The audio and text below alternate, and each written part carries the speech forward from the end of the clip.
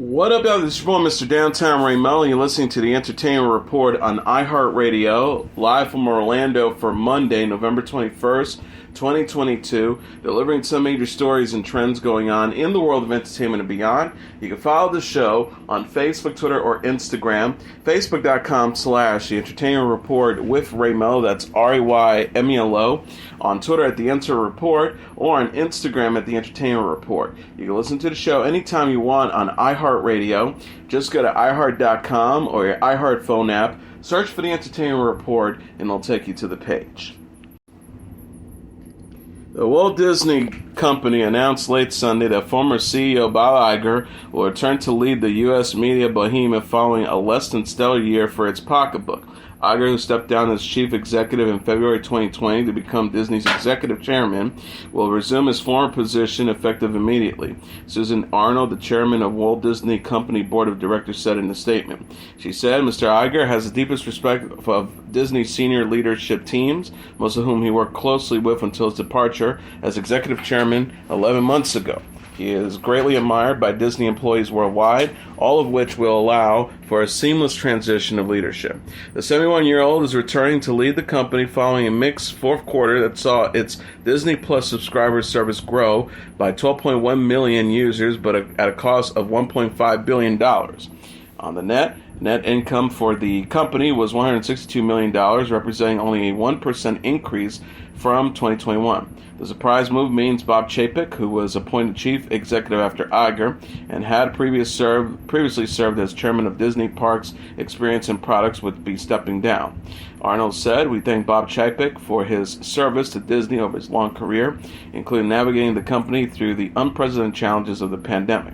The board has concluded that as Disney embarks on an increasingly complex period of industry transformation, Bob Iger is uniquely situated to lead the company through this pivotal period." Iger was Disney's chief executive from 2005 to 2020 and is credited with acquiring some of its biggest brands, including Pixar, Marvel, Lucasfilms, and 21st Century Fox. Arnold said that Iger would be returning as chief executive for a 2-year period, during which he has been given the directive by the board to set Disney's growth strategy and to develop a successor to lead the company once his contract expires. Iger said in a statement, "I'm deeply honored to be asked lead this remarkable team with the clear mission to focus on creative excellence to inspire generations through unrivaled, bold storytelling." Coronation Street and Butterfly actress Millie Gibson has signed on to play the titular time traveler's companion in Doctor Who next year. Gibson will be starring alongside Ncuti Gatwa, who will play the 15th incarnation of the Doctor. The show will air on the BBC in the United Kingdom and Ireland and on Disney Plus everywhere else. Gibson said in a statement Friday, "While still being in total disbelief, I'm beyond honored to be cast as the Doctor's companion. It is a gift of a role and a dream come true, and I will do everything to try and fill the boots the fellow companions have traveled in before me. And what better way to do it than being by the fabulous Ncuti Gatwa's side? I just can't wait to get started." Gatwa said, "Millie is just a companion. She is full of talent, strength. She has a cheeky sparkle in her eye and as sharp as a razor." Actress Joy Whittaker's turn as the first female Doctor Who ended last month with a twist that saw her regenerate as none other than David Tennant. Tennant played the 10th incarnation of the Doctor from 2005 to 2010. He is now also billed as the 14th Doctor following Whittaker's exit as number 13th. NBC says it plans to air its 2-hour Christmas in Rockefeller Center special on November 30th. Stars confirmed to perform include Jimmy Allen, Andrea Bocelli, along with Matteo Bocelli and Virginia Bocelli, David Foster and Catherine McPhee, Brett Eldridge, Mickey Gutland, Alicia Keys, the Muppets of Sesame Street, Dan Pleshay, Blake Shelton, and Gwen Stefani. The Shandellas, the Rocketeers, Amy Poehler and Maya Rudolph, and Louis York also. The program will be hosted by Today co-anchors Savannah Guthrie, Hoda Kotb, Craig Melvin, and Access Hollywood star Mario Lopez. Jen Neal, the Executive Vice President of Live Events and Specials at NBC Entertainment, said in a statement on Friday, "The tree lighting at Rockefeller Center is one of the most beloved holiday traditions for audiences both in New York and around the country. We're delighted to have a star-studded lineup of performers to help us celebrate and ring in the season. Professional dancer Cheryl Burke announced on Instagram Sunday that she is leaving Dancing with the Stars. Burke has already posted, "I'm sitting here full of so many conflicting emotions about the words I'm about to write. Tomorrow night will officially be my final dance as a pro dancer on Dancing with the Stars. This has been one of the absolute hardest decisions of my life, and I am also confident that it is the right one. This show has been my second family since I was 21 years old. The cast, crew, and fans have seen me through my highest highs and some of my lowest lows. I honestly don't know who I would be today without them. I also know that this is the time for me to begin the next phase of my career, although dance will always be a part of me. I'm excited about the idea of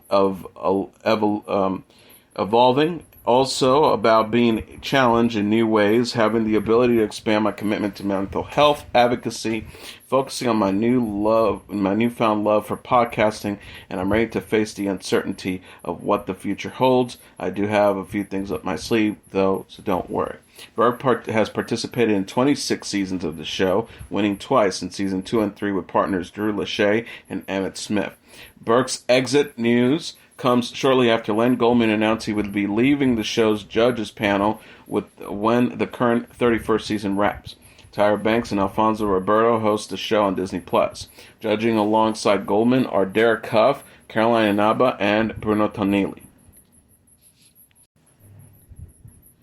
Martial artist and actor Jason David Frank, beloved star of the Mighty Morphin Power Rangers TV and film franchise, has died in Texas at the age of 49. His rep Justine Hunt announced on Sunday. Hunt said in a statement, "Please respect the privacy of his family and friends during this horrible time as we come to terms with the loss of such a wonderful human being. He loved his family, friends, and family very much. He will be truly missed."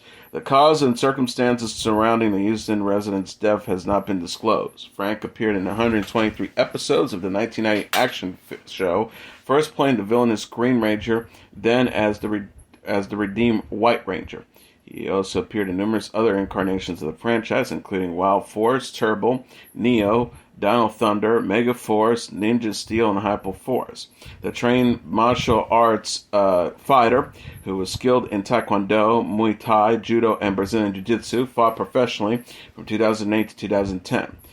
Brian Sutler, his longtime MMA manager, paid tribute to his former client in an Instagram post on Sunday by writing, "Very sad to hear about my friend and client Jason David Frank's passing.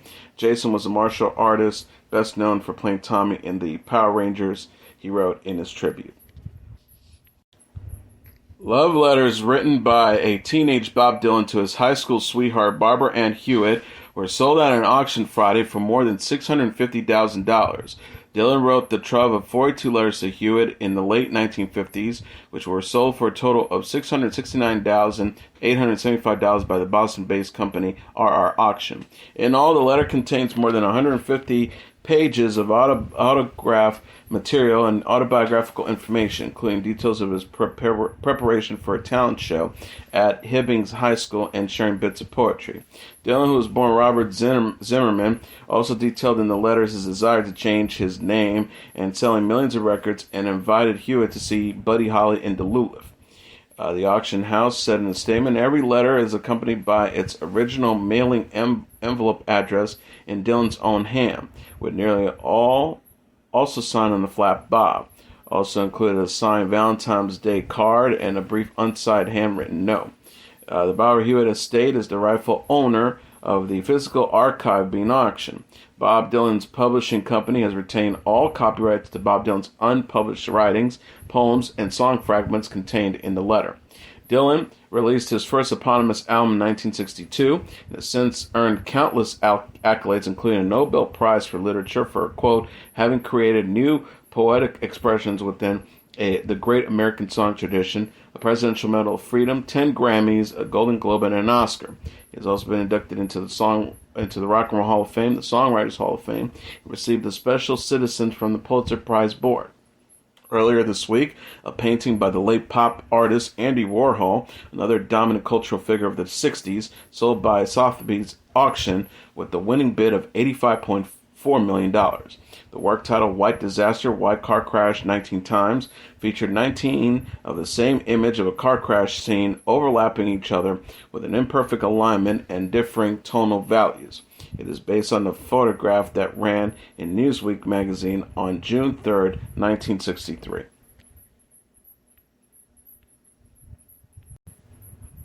Taylor Swift was the big winner at the American Music Awards in Los Angeles Sunday, picking up prizes in all of the 6 categories in which she was nominated.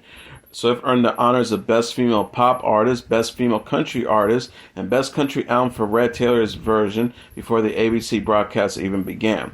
Later in the evening, she was declared Artist of the Year, while her record Red also won Best Pop Album and All Too Well won Best Music Video. Swift was recently in the news for responding to the fans over issues with Ticketmasters, who canceled general public sales for the Eras Tour Thursday due to, quote, extraordinarily high demands on ticketing systems and insufficient remaining tickets. Swift said on Friday on Instagram stories, "We've been doing this for decades together, and over the years, I brought so many elements of my career in-house. I've done this specifically to improve the quality of my fans' experience by doing it myself with my team, who cares as much as my fans as I do. It's really difficult for me to trust an outside entity with these relationships and loyalties, and excruciating for me to just watch mistakes happen for no recourse." Bad Bunny won for Best Male Latin Artist, and his Un Verano Sin Ti was named Best Latin Album. Anita won Best Female Latin Artist. Beyonce was voted Best R&B Artist, and Renaissance won Best R&B Album. The Best Male R&B Artist statuette went to Chris Brown. Kendrick Lamar scored the title for Best Male Hip Hop Artist, and his Mr. Morale and the Big Steppers was deemed Best Hip Hop Album. Nicki Minaj won Best Female Hip Hop Artist. Morgan Wallen earned the accolade for Best Male Country Artist, and his song Wasted on You won for Best Country Song. Harry Styles earned the Best Male Pop Artist Award and Best Pop Song prize for As It Was, while BTS grabbed the prize for Best K-Pop Artist and Best Pop Duo or Group. Dove Cameron was named Best New Artist and gave one of the most memorable speeches of the evening. Cameron said, as she accepted her honor, "Every award that I win will always first and foremost be dedicated to the queer community at large. You guys have carved out such a space for me to be myself and write music about it. I've never felt safer and more loved and more supported, and I hope I can give you the same balance in my music. On the heels of the tragedy that happened at Club Q in Colorado Springs, I want to remind you how important queer visibility is and how important our community is, and I want to direct your attention to the organizations like GLAAD and the Trevor Project for what you can do right now." Machine Gun Kelly later won for Best Rock Artist. Dan and Shay picked up the trophy for Best Country Duo or Group, and WizKids went home with the Best Afro Beats Artist honor. Manskin won for the Best Rock Song trophy for Beggin', and Wait For You by Future won the Best Hip Hop Song. Other highlights of the show include Pink's tribute to the late singer Olivia Newton-John, who died of breast cancer in August at the age of 73, and Lionel Richie getting the Icon Award for Career Achievement. Host Wayne Brady opened the show with the comedic song declaring what a big lifelong fan of music he is, and promising no one would get slapped, a nod to Will Smith's infamous attack on comedian Chris Rock at the Oscar. Drake and 21 Savage's Her Loss is the #1 album in the United States this week. Coming in number 2 on the Billboard 200 charts dated Saturday is Taylor Swift's Midnights, followed by Little Baby's It's Only Me at number 3, Bad Bunny's Un Verano Sin Ti at number 4, and Joji's Smithereens at number 5. Rounding out the top tier are Morgan Wallen's Dangerous the Double album number 6, The Weeknd's The Highlights at number 7, Harry Styles' Harry's House at number 8, Zach Bryan's American Heartbreak at number 9, and Steve Lacy's Gemini Rights at number 10. Black Panther, Wakanda Forever is the #1 movie in North America for a second weekend in a row, earning an additional $67.3 million in receipts, BoxOfficeMojo.com announced on Sunday. Coming in at number 2 is The Menu with $9 million, followed by The Chosen Season 3, Episodes 1 and 2, at number 3 with $8.2 million, Black Adam at number 4 with $4.5 million, and Ticket to Paradise at number 5 with $3.2 million. Rounding up the top tier are She Said at number 6 with $2.3 million, Lao Lao Crocodile at number 7 with $1.9 million, Smile at number 8 with $1.2 million, Pray for the Devil at number 9 with $935,000, and The Banshee of Inisherin at number 10 with $703,000. This weekend's top 10 movies raked in at about $99 million compared with last weekend's best performers, which earned $207 million, including $180 million by Black Panther, Wakanda Forever. And that is your entertainment report for Monday, November 21st, 2022. I'm your host, Mr. Downtown Ray Melo. I'll be back tomorrow to deliver some major stories and trends going on in the world of entertainment and beyond. You can follow the show on Facebook, Twitter, or Instagram. Facebook.com/The Entertainment Report with Ray Melo. That's RAYMELO. On Twitter at The Enter Report, or on Instagram at The Entertainment Report. You can listen to this episode or any previous episodes of The Entertainment Report anytime you want on iHeartRadio. Just go to iHeart.com or your iHeart phone app. Search for The Entertainment Report, and it'll take you to the page. Good night, and God bless you all.